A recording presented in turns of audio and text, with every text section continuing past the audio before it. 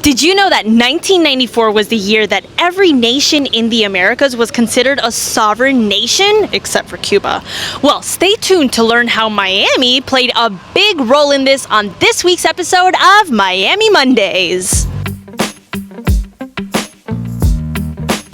That's right, folks. In 1994, every country in the Americas was a free and sovereign nation. And so President Bill Clinton decided to celebrate this by getting all the countries together and having a little powwow. He had the idea for the Summit of the Americas, and the goal was to preserve peace, promote democracy, and get all of these countries talking to one another. Now the question is, where do we host this thing? There was strong competition between Mexico City and Atlanta, and even the U.S. Department of State was hesitant about this decision.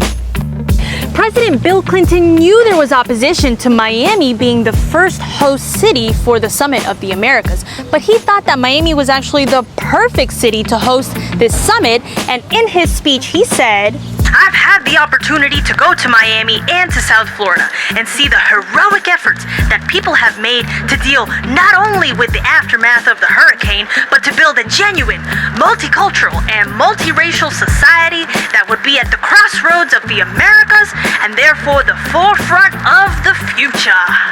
And yeah, Miami isn't a perfect place, but it is a sociological fact. When there is a belief in a promising future, that turns into a self-fulfilling prophecy. This video is dedicated to Billy Corbin because the truth is necessary, but so is a silver lining. Make sure to check out my other 70 episodes of Miami Mondays, and I will see you guys next week.